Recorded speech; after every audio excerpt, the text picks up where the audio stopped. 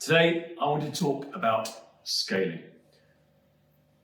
Some people think that hitting RX is the only way to hit a workout. And if you don't hit RX, if you scale, you fail. That is not the intent of CrossFit and how we program and how we coach workouts. What you are looking to achieve in any workout that you participate in is to hit the intended stimulus for that workout. I'm going to put some workouts on the board here as an example. So let's start first of all, let's do some benchmarks. So let's have the 21-15-9 deadlift, handstand press up. Okay, so we see that workout and we know that for guys, the RX is around 105, it's 225 pounds. And handstand press up is regular kipping handstand press up. Let's dial that workout there. The intended stimulus for this workout is a sprint. It's a workout that should be completed under 6 minutes. Some of the best athletes will complete this in under 2 minutes. The deadlifts, you should be getting through those deadlifts in sets, big sets, maybe 3 sets for the 21, the 15, and maybe 2 sets for the 9. And the handstand press ups, equally, you're looking at 3, maximum 4 sets for that first round of 21 handstand press up. It's a quick and fast workout. But what do we see people do in this workout? And I must say, I've been guilty of this myself. We see people going, they know they can do 105 kilo deadlift, they know they can do it for 5 reps, so they'll do that. They'll do the handstand press ups again, and it will take them probably in excess of 10 minutes, more like 12 minutes. The problem with that is, when we are programming CrossFit over a period of time, the intent is that we're going to be hitting multiple energy systems, multiple types of workout. This is a high power, high speed workout. So if we're looking at this one being a sub 6 minute workout, it may well be, and it certainly will be, that in our programming, we will have a workout that is intended to be finished between 10 to 12 minutes with a heavier load. So maybe the deadlifts in that one later on will be programmed at 125 or even 145. I'm talking about kilos for guys. If you do this workout at the same weight, because you know you can do 5, you think, oh, okay, I know I can't do 125, it's too heavy. And then you've got something else that's very similar. Let's say we've got, I don't know, deadlift and push press. And you pick a weight for the push press that again slows you down. So the push press is supposed to be, let's say it's supposed to be push press at 85. So you think, okay, I'm going to do that as well. And you finish this workout in the same time as that one. Basically, you've done 2 workouts exactly the same in the same training cycle. So we're not hitting the stimulus you're looking to hit for that workout. And therefore, your progression will not be as great as someone who is sticking to the prescribed stimulus for that workout. In other words, we want you to finish, if we say we want to finish under 6 minutes, that's how you should be thinking about scaling it. The only reason that there is an RX, because in theory, you could write every workout without any weights on it, but then it will get very confusing. So if we look at this handstand press up workout, deadlift at 105 and handstand press up. Well, first of all, how do we write a workout that explains what we're looking for without writing an RX workout? I mean, we want some form of inversions when we're getting upside down. We want you having some form of press, but we know that scaling a handstand press up, once you get beyond the negative, has to involve, if you're going to press it out, some form of press in the opposite direction. So maybe an overhead press rather than being upside down and pressing away from the floor. So therefore, do we write down some form of vertical body weight press?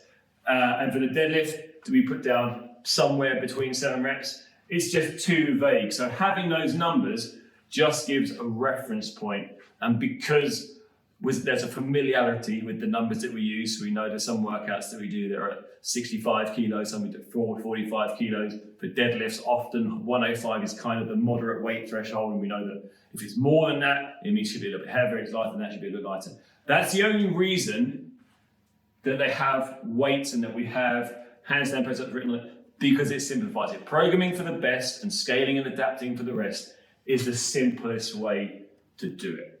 You cannot write a middle ground because it's too difficult to then go either way. But those numbers are not set in stone for every single person. If we had someone that was an absolute beast at deadlifts, and the 21 deadlifts, become a non-entity, then they should be scaling it up. Once you step to 21 deadlifts back to back, unbroken, and you're doing this workout in or under that 3-4 minute mark, those deadlifts should be rocking up to 115, 125. And equally, if we had a gymnastic beast that was amazing handstand press ups and they can rock through this workout in that kind of world record time, they're going to get limited benefit from repeating that workout. So if their PB for this workout, let's say the PB for this workout, they did in 255. And they did all deadlifts unbroken.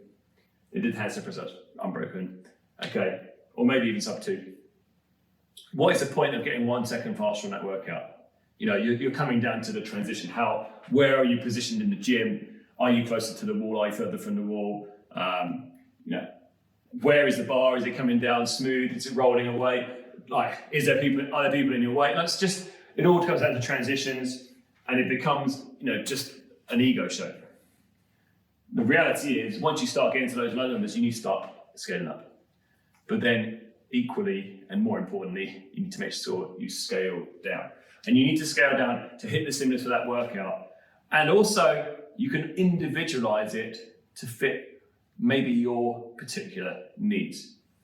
So, for example, if you are an athlete that maybe has quite good strength, but struggles at high reps and struggles with your capacity, then going heavy and slow is not really going to help you get better at getting faster and better endurance. So you would definitely be better off going lighter and trying to get close to unbroken on those deadlifts.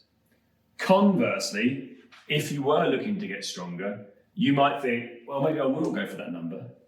But then to hit the stimulus for the workout, you would have to scale the volume. So the same workout scaled for someone with similar capabilities but different goals could look like, for one of them, it might be 21, 15, 9, 80.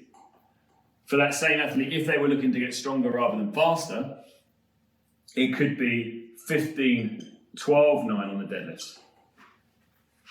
Because that's going to allow them to go a bit heavier, finish in the same time domain. Maybe rather than having to do a set of 3 sets of 7, they can do 3 sets of 5, and then rather than doing 3 sets of 5, they can do 3 sets of 4. And then obviously 9 is a pretty short set anyway.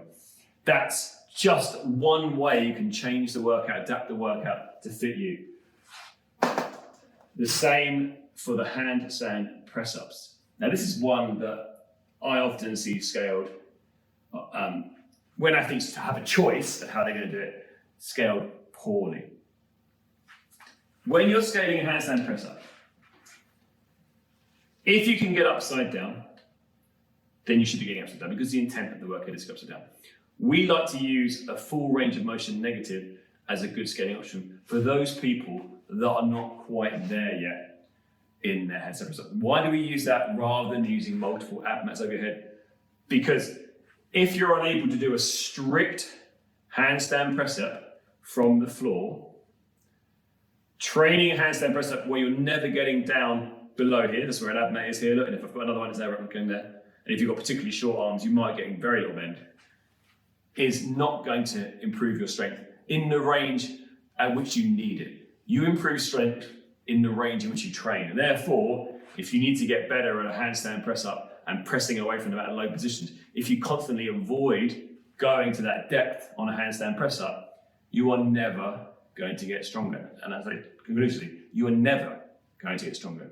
So if you always have that same scaling option, you will never get a handstand press up because you're never going to train the range you need to train. You need to train that range. So you can train it, first of all, with a negative. But even then, you may find that when you do a negative, you can slow, bang, because you just don't have the strength to control it. So effectively, your muscles just can't even engage at that point.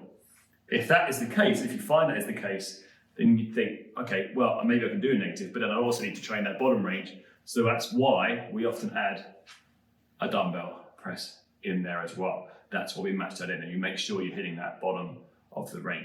I know that some people are reluctant, they think, oh, I'm just gonna do kipping handstand press up from 10 plate and ab mat, 10 ab mats.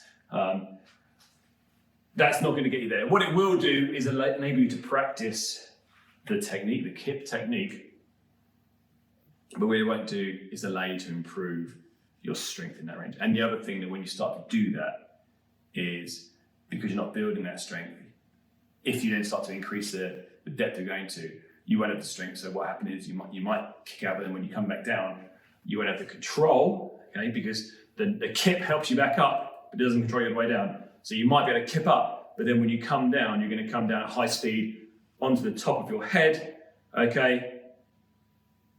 Which is not gonna be good. I mean, no one, if I said to you, I would like to drop your body weight on top of your head, you probably would say that's not a good idea. But yet, we turn ourselves upside down and we drop ourselves down on our body weight onto our head with no control, and we think that's a good idea. So just think about what is going to happen with your scaling on a workout like handstand press up. How are you going to get to where you want to get to? And that's when you think about with all of the options. Now, this is just one workout.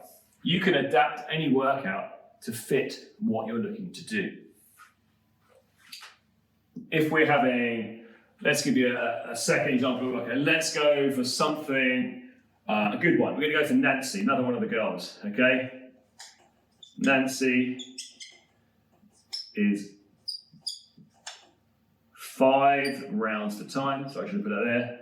40-meter run, 15 overhead squat. I think the weight is 45 for guys and 30 for girls, but I may be wrong. I'm pretty sure that's the weight is quite light weight on there. We need to scale that to fit our particular needs. So, as always, that 40-meter run should be under 2 minutes 30. Okay, that's kind of where we're looking to be. And the overhead squats, that weight is light. So we're looking at those being done in I would say 2 sets, ideally, maybe 3, but let's say 2 sets here. So if we're looking at that, then 5 rounds should take us definitely sub 20 minutes, okay? Comfortably, I would say sub 20 minutes. We're looking at 4 minutes per round for that. That's what we're going to do. I'm just going to check that I haven't got Nancy's 3 rounds. My brain, that's where Nancy is, maybe, 5 rounds, I am correct, okay. So yeah, just second guess myself for a second there. So it should be a pretty fast-paced workout. Some people will get this and they'll be performing those rounds in around the 3-minute mark, so they may even get below sub 15 minutes for this workout. The first thing is overhead squats. This is, for some people, an absolute nightmare to achieve. It's very tough on your range of motion, your shoulder stability, your squat mobility. It's an all-round test of how functional you are as a human being, how functional your shoulder function is, your thoracic spine, how stable you are for your midline, how good your squat pattern is. Just a lot of things being tested in that. Often people sacrifice the depth for the load. They go heavier and they go so heavy that their form goes to crap, and therefore their overhead squat either has both heels flying off the floor, their arms are bent at the bottom, or they're just not, most of the time it's just they're not reaching below parallel. Is that going to get you better at overhead squatting? Is overhead squatting the heaviest load you can with shit form going to get you better at overhead squatting? We know the answer is definitely not. So we should be picking a load that enables us to move through our current best range of motion. And I'll say that as along the line there is that our current best range of motion. That doesn't mean we have to get below parallel. Unless you're competing in a CrossFit competition, which for most CrossFit members will happen once a year in the CrossFit Open. That is a completely different thing. That is a test of fitness, not a way of building your fitness. And as you've got to think about that, those 3 or 4 workouts are designed to be tests of your fitness, the one time a year. Unless you're doing that, why are you doing shit reps, okay? Just because the load says 45. The coach doesn't say you need to do that weight.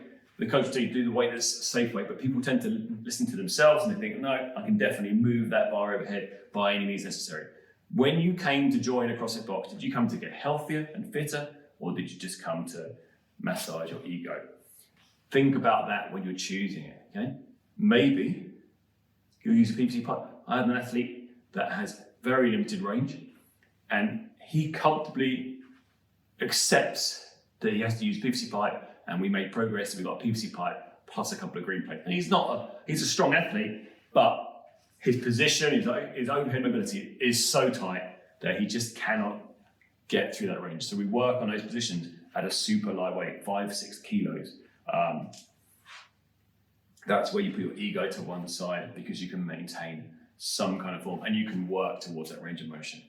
Rather than picking away, it's too heavy, you start failing, everything starts collapsing. In the later rounds, you lose interest. Think about the run too. The run is intended to be pretty fast paced. You want to be able to run it at a pace where you're pushing yourself, because to some extent you can recover your breathing on over a squat, because it's not a high intensity movement. It's a slow paced movement. You're not cleaning, you're not jumping. That first run, once you get up there, it's just about maintaining your breathing and maintaining some control. So you can push the pace in that run. So do not pick a running distance that is going to slow you down. This is why people that wear weighted vests all the time, I don't know what the point of that is, because effectively you're making yourself go slower. You're giving yourself an excuse to go slower. It's just a pointless exercise. If you want to wear a weighted vest to train your core strength, then do that with a farmer's carry or a sled push to build that strength. Don't do it as a regular training method. It doesn't make you run faster. It doesn't make you get more powerful. It doesn't. It's an old myth that wearing weight and taking it off will make you faster. It comes from, I'm a golf pro by background, and we know that weighted swinging a golf club, I should say, makes people slower. It might help to build some stretching, it might help to build a bit of strength, but it definitely makes you slower. And now people realize that, so they go over speed training, where golfers will swing lightened speed sticks to create more speed. Well, if we're looking to get fitter, get faster, then why would we train with something that makes us go slower? Unless that was maybe the intent for that particular workout. Now and again, you should put it in your training, but you should be wearing a weighted vest very few times a year. Really, if you're just doing the hero workouts, then you're doing them enough times in the year. Doing the rest of the time, you're just doing it because either you think it looks cool or you just don't understand how you get fitter, okay? You don't get fitter going slower. I'll tell you that for a fact. So stop weighing yourself down for no point. Also, you bring yourself a high risk of injury in your joints, in your spine, lowering yourself down for these runs, okay? We know that if we are heavier, we're more risk of injury. So think about the forces that you're adding to your body. If you're artificially adding weight all the time when you're running, that's a run. Think about how many reps are on a run on your knee, hammering that down to the floor, adding on 10 kilos. Multiply that. Those of you physicians will know the force multiplication that happens when you do it. So stop doing it because it annoys me a lot. All right? But anyway, that means you need to pick a distance you can do. So if you are an athlete that's slow at running, okay, don't run 40 meters because you're going to run slow for that distance. Run 3 meters and run fast, or run 2 meters and run fast. Okay, fast for you. Okay, if it takes you sub 2 minutes to run 200 meters, do that, but push that pace so you can get below that 200 meters pace. Okay. Same as we would do in the workout earlier. If you are good at over squat, but you're just not strong enough, then maybe you do slightly heavier, and maybe you do fewer reps rather than the other way around.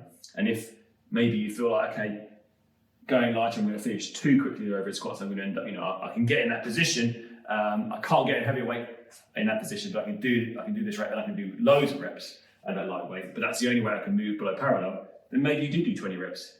Okay? Maybe you increase the volume, but only if you can do that unbroken. Just little ways of tweaking and think about how you're going to hit the stimulus for what you're looking to achieve in your workout. So you have to, we give a general scaling option, and we will go through with our athletes everything that's individualized. But you have to think about what you need to do, what you need to improve upon, okay? For most people, the overhead squat, it's mobility. And therefore you need to go light to get in those good positions. You need to get in good positions in the overhead squat. The same will apply when you're doing your pull-ups. The same will apply for all of those things. Pick something that allows you to get closer to your goals. And this is why virtuosity in your rep standards is so important. It's not because we're trying to get all of you people competing and looking on the leaderboard at your best score. It's because we know that if you're hitting a press up and you're hitting chest to the floor to full lockout with an engaged core, without worming, without your hips hitting the floor, your knees hitting the floor, you're going to build a lot more strength than that person that's worming. Their chest is going nowhere near the floor, they're not locking out at the top, and it's just a pile of crap. They are not going to get there as quick as you. Every single rep has value. If you're putting good reps in, you're going to get a lot more value in there, and that will apply and that will transfer. If you do then decide to test your fitness in the open, you will see that progress. So the people that do the poor scaling options that maybe win a lot of, and win I put in inverted commas because we don't necessarily do our workouts during the week to win, but they win those workouts, hooray. They tend to do more poorly or see less progress when it's actually tested because they haven't performed those reps at the standard that's going to move them forward. So when you are choosing to scale your workouts, make sure first of all, you're going to hit the intended stimulus for that workout. We talk about that every single work brief, how many rounds we expect you to make or how much time we expect that workout to take you. And you should be looking at getting inside those numbers, not looking at just what is the closest I can get to RX as possible. All right, that is not the intention. I intend at some point in these coming months to have a week where we have no RX, we just have the workouts with their descriptions alongside them to see how you get on with that, setting your own weights to hit the stimulus, to flip the script a little bit, to see how you can calculate that. I need to get my head around how I'm going to get to work, but that's what I want to do because I want that to be your focus. I want to be a success for you in a workout is have I finished within the time domain specified, and did it feel like the coach said it should feel like, okay? And you can mix it up sometimes. Sometimes I will hit a workout, I might hit Nancy, and I might think I'm just going to absolutely kill myself on the run and then see what happens at the overhead squats. Or I might do the other way around. I might think I'm going to pace the run so I can hit the overhead squats unbroken, okay? There's two ways to hit that workout. Neither of them are wrong, okay? But you have to be aware that means you're definitely going to make some kind of sacrifice with your leaderboard score. But that's fine because you're playing around. This is what's interesting about fitness is you're playing around with this,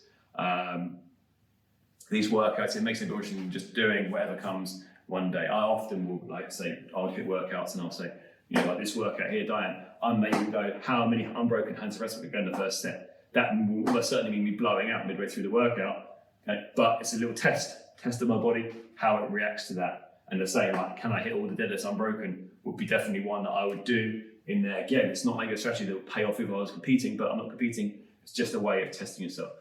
Just think about how you're doing those workouts. Maybe speak to the coach in the workout and talk about what your specific goals will be. And that will make it much easier when you're scaling to think, I'm scaling this workout in this way because it will get me closer to my goal, rather than just thinking, there's the RX. Oh, maybe I can hit RX for this one workout. Okay? I mean, if you've never hit RX before and there's an opportunity to do so, then by all means, throw yourself in, because we all know it's a great feeling. And we all remember that first workout with RX. None of us started by going RX every workout. And if you go back in the history of Sugar One, you look back and you find those athletes that are at top leaderboard now, and you look back to the beginning of their careers, you will see that they won't be going RX every single workout when they first started.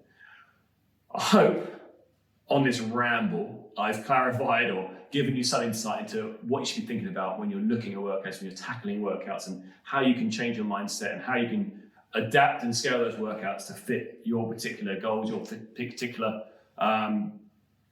current fitness levels. And that's what our coaches' jobs are to do, is to help you with that.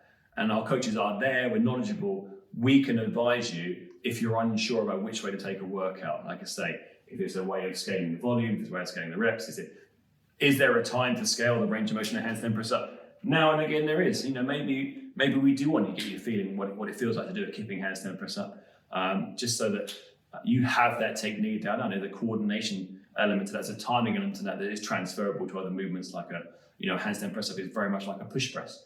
So there is a transfer, so maybe there is a time where we do that, but just be aware that you're sacrificing another benefit by doing that. So you're learning the skill and coordination element, but you're sacrificing the strength gain you're going to get from that workout by shortening that range of motion. But just have that in mind, know that, and take your workout in the direction you want it to go on that given day. Thanks for watching.